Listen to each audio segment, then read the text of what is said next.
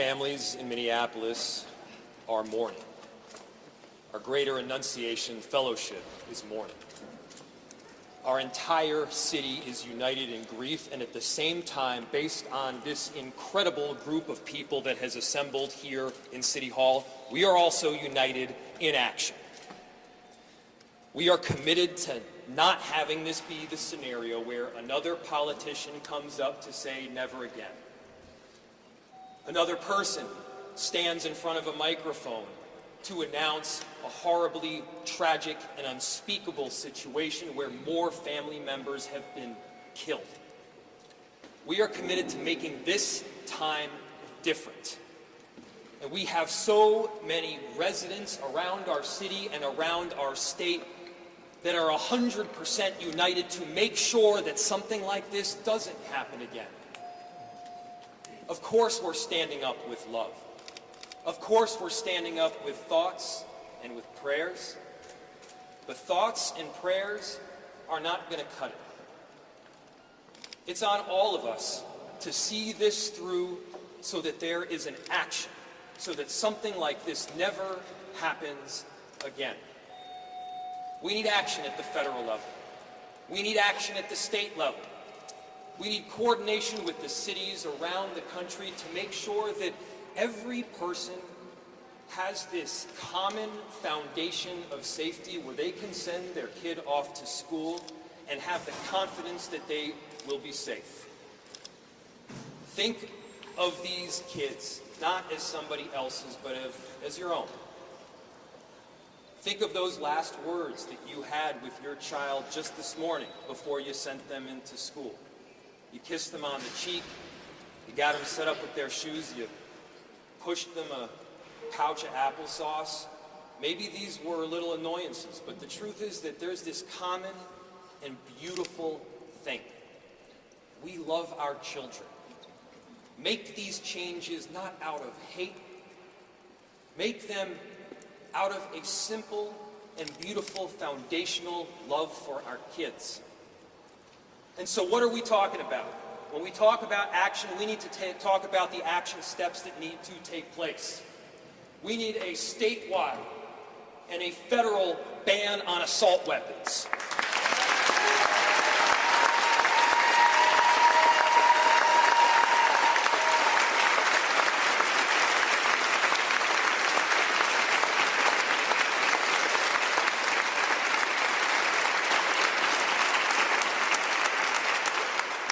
We need a statewide and a federal ban on high-capacity magazines.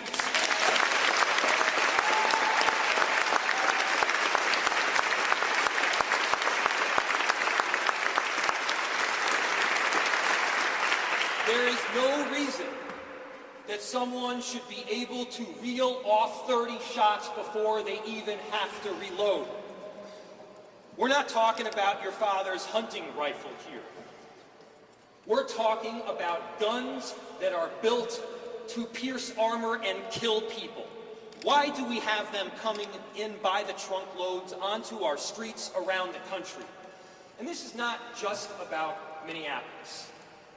Because you can buy an assault rifle in Milwaukee, and that assault rifle is in Minneapolis by noon that very same day. And so when we talk about the work that needs to be done, it's going to take a whole lot of unity from a lot of different cities, and I've gotten calls from their mayors who have experienced virtually the same thing that we experienced yesterday. And because we love our kids, because we love our families, because we love our constituents, we all have the obligation to act. And what you see here, you see federal congresswomen, you see we see our Minneapolis state delegation. You have council members from both Minneapolis and St. Paul. You have our sheriff. You have Moms Demand Action, Protect Minnesota, and every town all united and rallying around a common theme, which is keeping our cities and our country safe. And here's the thing. To the extent the federal government isn't willing to do it, To the extent a divided legislature prevents our state from acting, and by the way, I know that our Minneapolis delegation is on board with this work because they've been doing it. Thank you.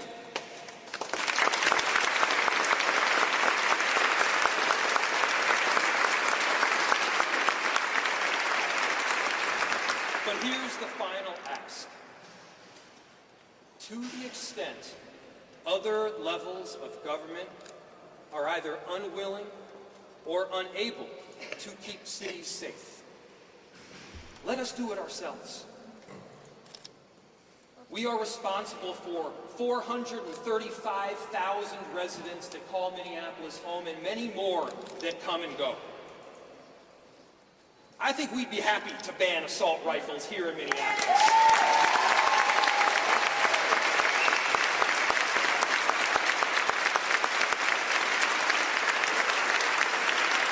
I know we'd be happy to prevent a next mass shooting from taking place. We have every obligation, not just to each other, but to these families that call Minneapolis home. We love them. Let's love them with more than words. Let's love them with the kind of action that will forever make the difference for people in our city. So the next go-round, there's not another city 2 months from now that is saying the same damn thing. Let's stop this from happening. Let's stand up for our children. Let's stand up for each and every one of them.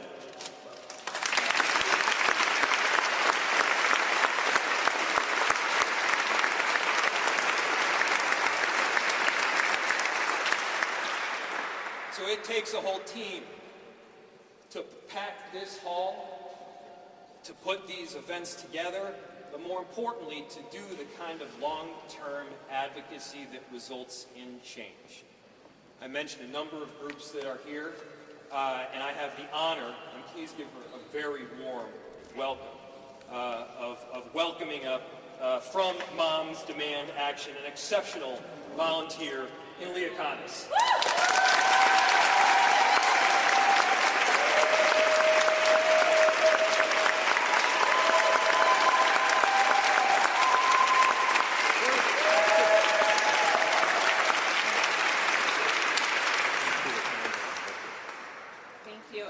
Said, my name's Leah Condis. I lead the Minneapolis local group of Moms Demand Action for Gun Sense in America. But today, I'm not here just as an advocate. I'm here as a mom. I have 3 daughters. One of them has already lived through shootings at both the mall and the state fair. And I'm a Catholic, I forgot to mention that part. Now, here in our own city, families are living through the nightmare of a shooting on the very first day of school. Annunciation Catholic School should have been a sanctuary, a place where kids laugh with their friends, teachers prepared lessons, parents feel safe dropping their children off in the morning. Instead, gunfire tore through those doors. Children were gunned down in church, praying in their place of worship. Another school year begins, and once again, it is marked by gun violence. And this is not an isolated incident. Less than 24 hours before this tragedy, there was another shooting here in Minneapolis. And in that case, an AR-15 style assault weapon was used. These are weapons of war, and they are tearing through our communities over and over again. We cannot call ourselves a free country when parents cannot send their kids to school without wondering if they will come home alive. And even for the children who survive, the trauma will live with them forever. All signs point to yesterday's shooting also being carried out with an assault weapon. These guns were designed for battlefields, not for our schools, not for our churches, and not for our neighborhoods. No civilian needs a gun that can fire dozens of rounds in seconds. These weapons exist for one purpose: to kill and wound as many people as possible, as quickly as possible. We've seen what happens time and again when assault weapons are used. And we also know what happens when they're banned. Lives are saved. When the federal assault weapons ban was in place, mass shootings went down. After it expired, they increased. We cannot afford more delay. Here in Minneapolis, this tragedy comes after 3 other deadly shootings in just 24 hours. Our city is in pain. Our state is in pain. And yet still, lawmakers at the state and federal levels refuse to do the one thing that could stop this: ban assault weapons and high-capacity magazines.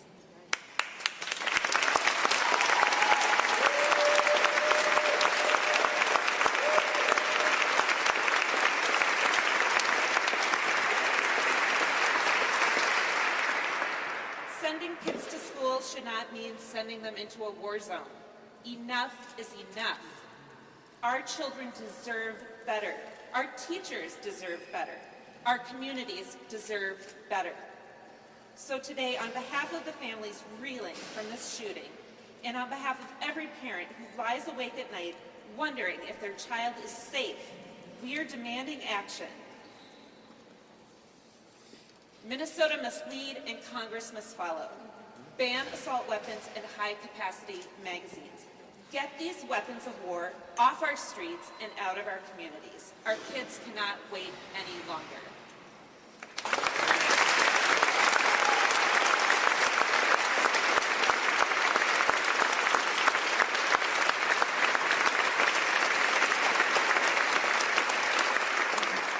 Now it is my privilege to introduce my Congresswoman, Representative Ilhan Omar.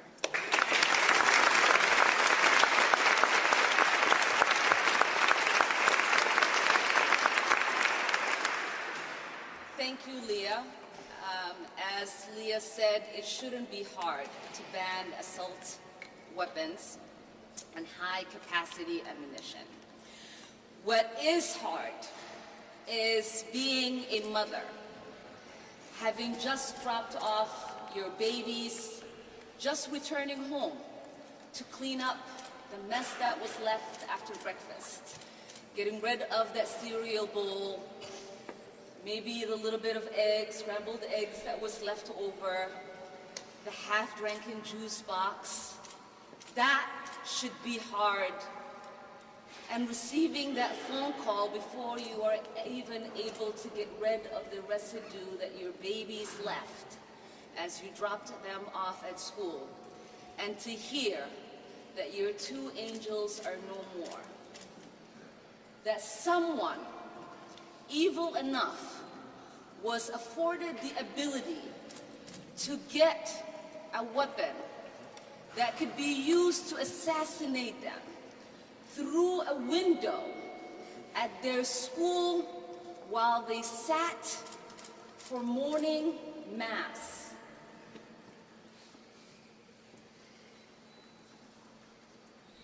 I do not know what society finds themselves in the place that we continuously find themselves since Columbine, that comes together in these moments of grief, that rightfully prays for the grieving families and victims, but does not come together to do whatever they can to make sure this does not happen again.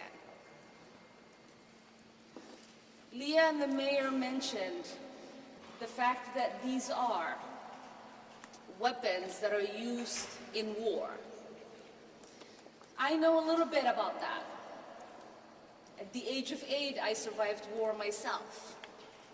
I never imagined that I'd come to the United States and be in high school, and that there would be a school shooting, and that I myself and my kids to come would practice school drills on how to avoid being gunned down in one of the greatest nations in the world. There is something fundamentally broken. I know that in America we value life. I know that in America we are loving neighbors. I know that in America we are people of faith because these babies that were gunned down were actually kneeling in prayer. But what I do not know is why, uniquely in America, We have the capacity to not change what we know we can.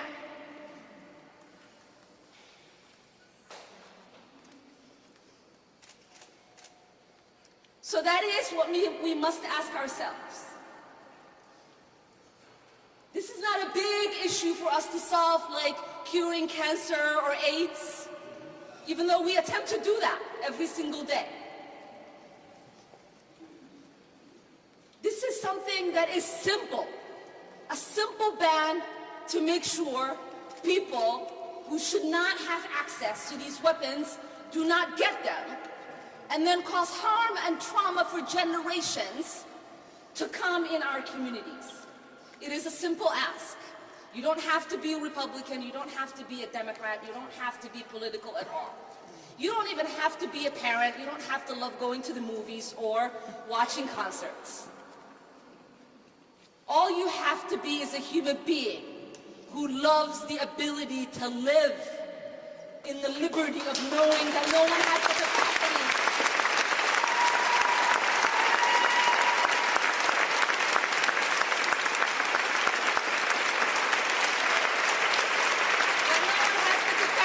to take your life in seconds with weapons that they shouldn't have access to. And I'm going to call on someone who understands the kind of damage that these kind of weapons could cause to a body, that also understands the trauma that children and families have to live with. This is Dr. Mark Coulter, who used to be the former CEO of Children's Hospital and specializes in trauma. Because in this moment, if America has not woken up yet, they need to hear the real realities of what these damages look like in order for our hearts to continue to be softened and for our minds to start thinking about the solutions that we know are accessible to us.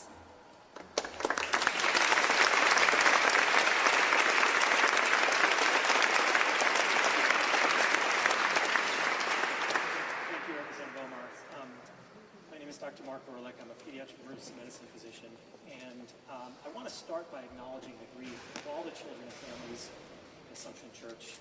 Every single one of them was assaulted and traumatized yesterday, everyone in that community. And I also want to acknowledge the folks in the EMS system and at Hennepin Health and at Children's Minnesota who took care of those patients. Because I know from my 25 years of practicing pediatric emergency medicine that when you have seen a small body that has been mutilated by bullets, you do not easily or ever get over that. And all the more so because we all know it is entirely preventable. Since 2020, when gun injury became the leading cause of death for children in the United States, since then we have been saying that we are in a public health crisis. And we are. Too often we are putting emphasis on the word crisis instead of on the word health. This is a health issue. This is not a criminal justice issue or a policing issue. This is not a constitutional law issue. This is not a moral issue. It is a health issue. Children are being injured and killed. They're being injured and killed by bullets coming out of guns, fired by people in a social context.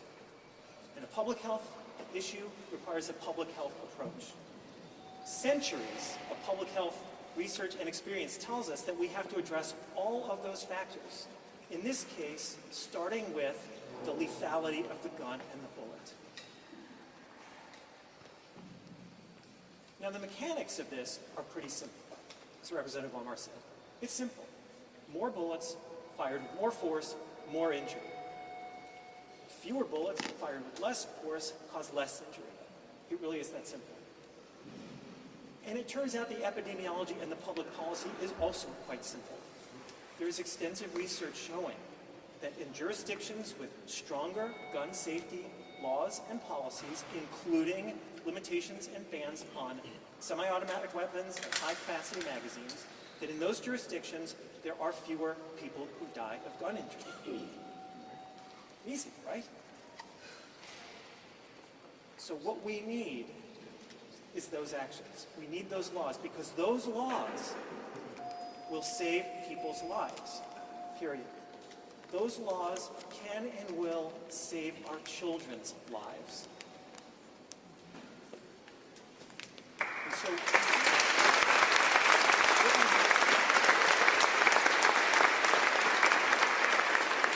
we need action at the federal level, we need action at the state level, and as you've heard. And so I would like to next introduce State Senator Zainab Mohammed.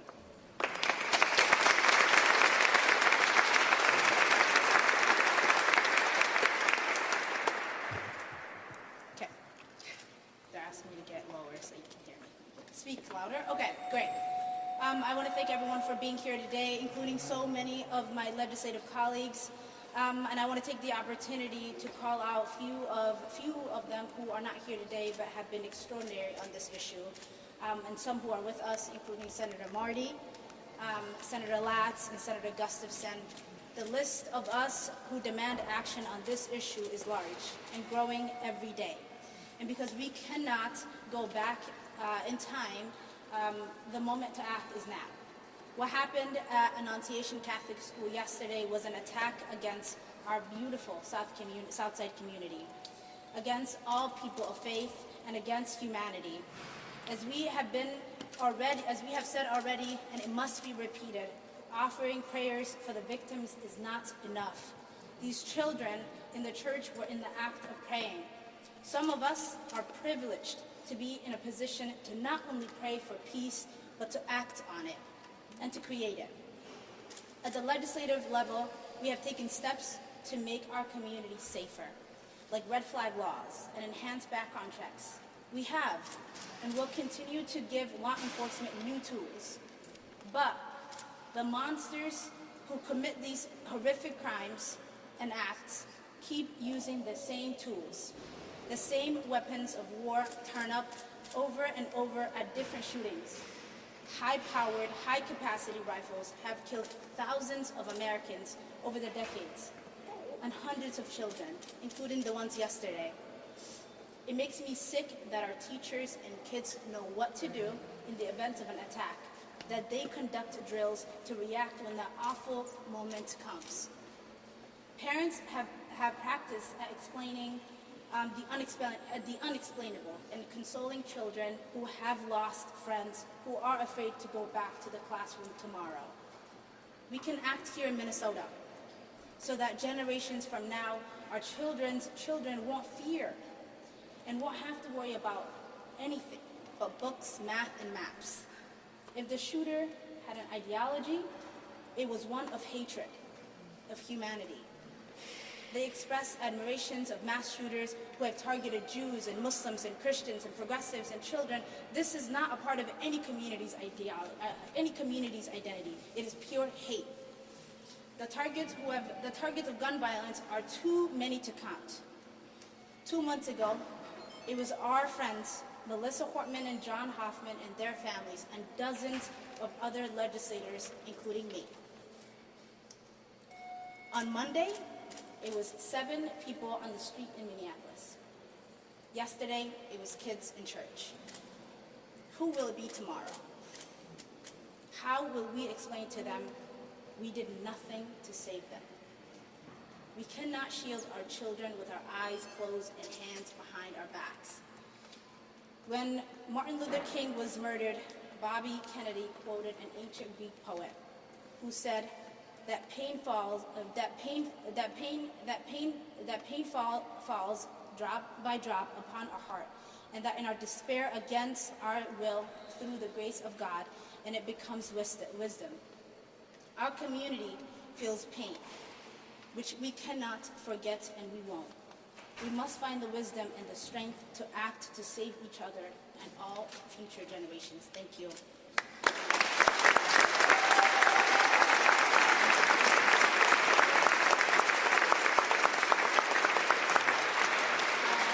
Next, I'd like to call up my partner in the Senate District, Representative Emma Greenman.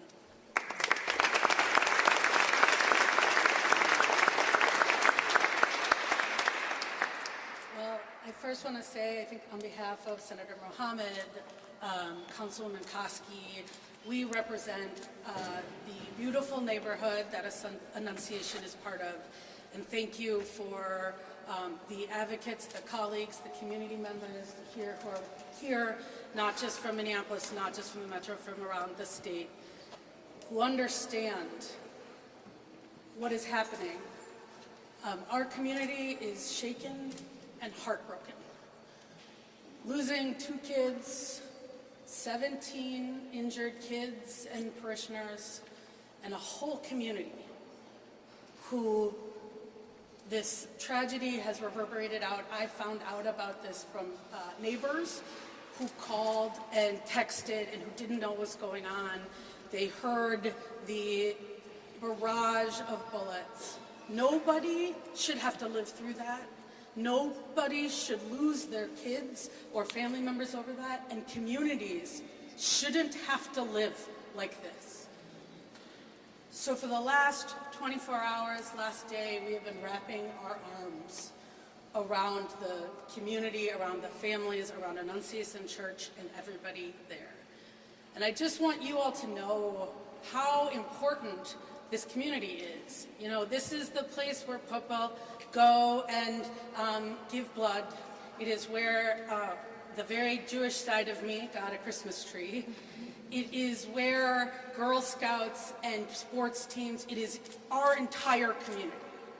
And so when something like this happens, it is not just South Minneapolis, it is Richfield and in Bloomington and the whole metro. And we join in our grief communities around the country that have been here before, that have been shocked and wrecked and have said this is unimaginable, and now it is imaginable because we keep letting it happen. Enough is enough. We cannot become numb to this. We cannot become numb. We cannot have people say, there's nothing else we can do. Red flag laws don't work. Anything doesn't work. That is not true.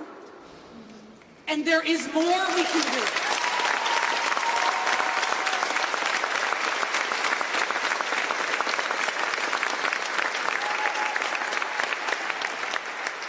Today, we are talking about a school and a church, but we know across the country it is a school and a church and a concert and a grocery store and a movie theater and just going to work.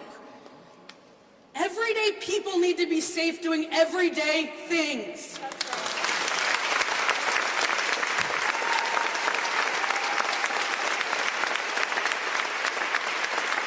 In Minnesota, we have been working hard to get this done, and we know that there is more to do, and we need elected officials, we need communities, we need everybody to demand this, because no longer can any elected officials say, we will not take care of the guns that are killing our kids. No longer.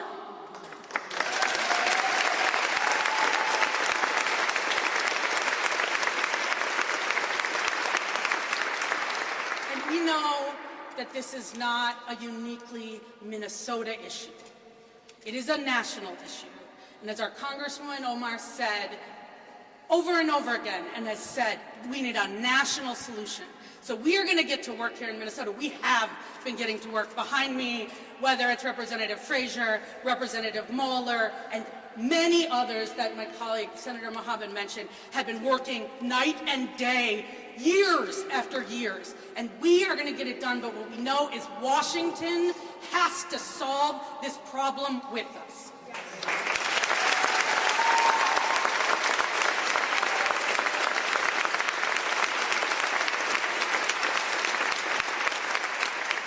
I just want to leave you with the words that the principal of Annunciation said yesterday, because I think it is indicative of our path forward. He said a proverb. He said, when you pray, move your feet. Move your feet. And we are here today. We are here with community. We are here with families and parents. We are here with people across the state of Minnesota and elected officials at all levels of government to move our feet together. And that means moving our feet to ban assault weapons, to ban high-capacity magazines, to improve and increase the things we are doing to ensure that never again do people have to feel unsafe, do kids have to worry and shelter in place. And we can and need to continue to say never again, because we need to make that a reality together. And so please, let me introduce from Protect Minnesota, Maggie Emery, because it is the families and the advocates on the front lines that we do this work with. Thank you.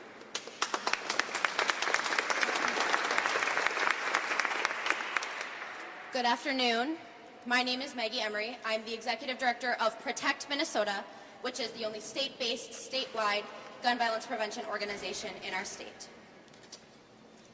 I stand here today, once again, angry and heartbroken. In 2.5 years in this job, I have lost count of the number of times that I've stood in front of a microphone saying that I'm standing here angry and heartbroken, and I am just sick of it. Yet again, our children, our parents, and our teachers and our communities have been forced to live through a nightmare. Guns are the #1 cause of death for children in this country. Let me say that again, the #1 cause of death for children in this country, and every single one is preventable.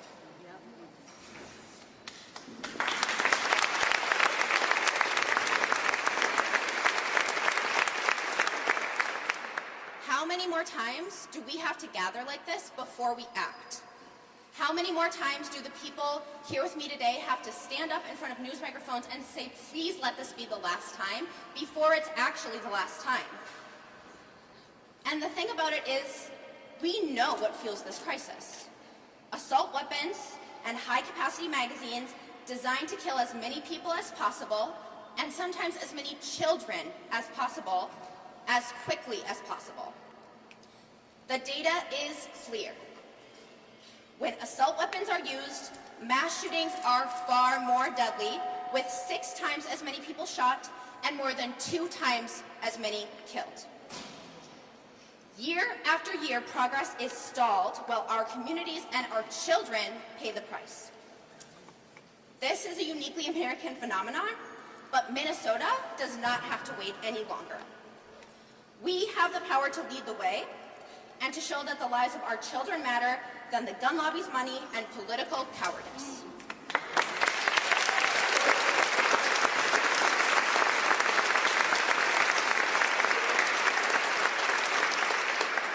Enough delay and enough excuses. It's time to ban assault weapons and high-capacity magazines, and to finally put our kids' right to simply grow up ahead of everything else. Brady was not able to be here today, but they asked me to read a brief statement of support saying that Minnesota should finally join states around the nation that have said enough is enough and pass an assault weapons ban and a ban on large capacity magazines. And finally, I'd like to introduce our final speaker, our partner here in the state of Minnesota and around the country in ending gun violence, Moms Demand Action Executive Director, Angela Farrow-Zabala.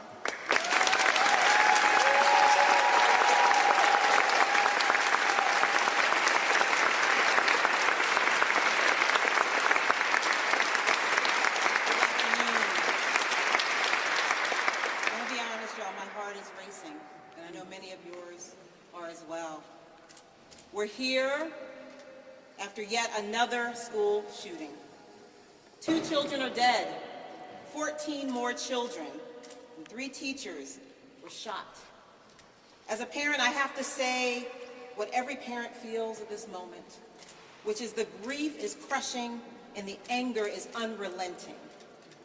This is unbearable. This is unacceptable. Yesterday, I got to come home. I got to come home and tuck my kids into bed and kiss their foreheads.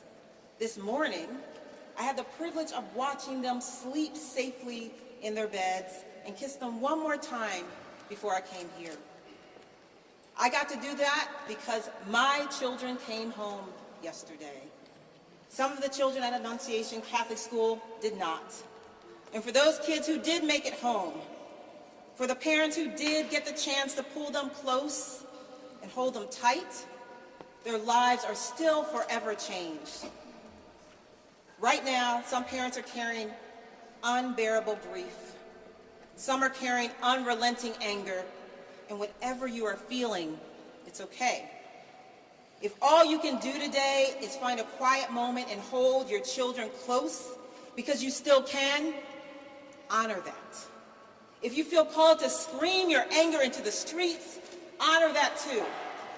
If you need time to sit in the grief before you can get loud, take it. And when you're ready, that will be the right moment for you to act. But I do want to be clear, this wasn't random. This was a second mass shooting in Minneapolis in as many days. 2 days, 2 mass shootings. And yesterday, the shooter aimed an AR-style rifle built to kill as many people, as many children, as quickly as possible through the windows of a church and opened fire.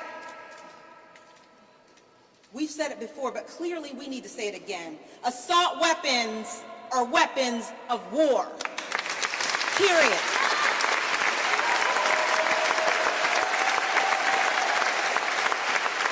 They are designed for the battleground. They don't belong in our schools, in our churches, in our communities.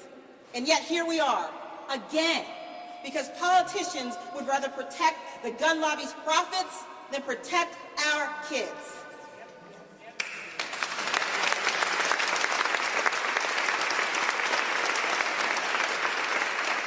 A 10-year-old boy had more courage hiding in a church pew while his friend shielded him with his body than I have seen from far too many lawmakers more beholden to a gun lobby than a child.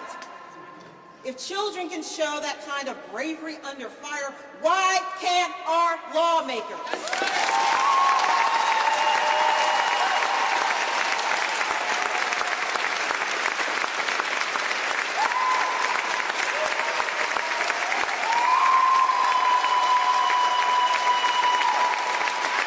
Say it again, as it was said before me. We need to ban assault weapons, period.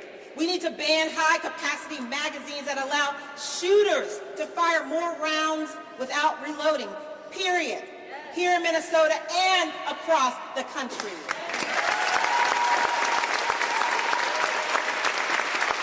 No more excuses. No more thoughts and prayers. Prayers didn't save those children as gunfire rang out while they were actually praying. Action would have. As a woman of deep faith and spirit, there are 2 things that are resonating deeply with me right now, and this is coming from my Christian tradition. The people who enter the kingdom of heaven are not those who claim to know God, but the one who does the will of my Father. Matthew 7:21. And faith by itself, if it does not have works, is dead. James 2:17.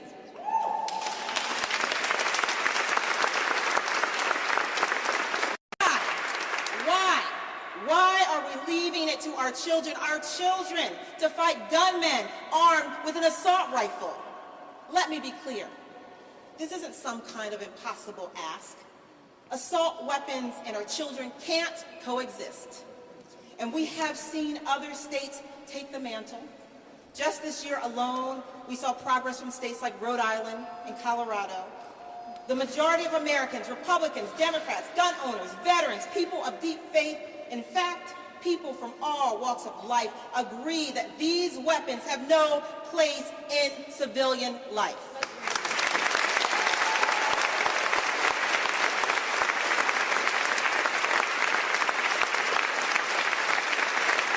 The only ones standing in the way? Politicians who are too cowardly to act. And I say to that, the lives of our children are not for sale, period. We should not have to be standing here the morning after another school shooting, another school shooting, another school shooting. But here we are, yet again, standing in front of you in grief and anger and asking, when will enough be enough? And we will keep showing up and keep asking that question until lawmakers finally decide that the lives of children are worth more than the profits of gun manufacturers. We owe our kids more than lockdown drills and decking to cover insurance pews.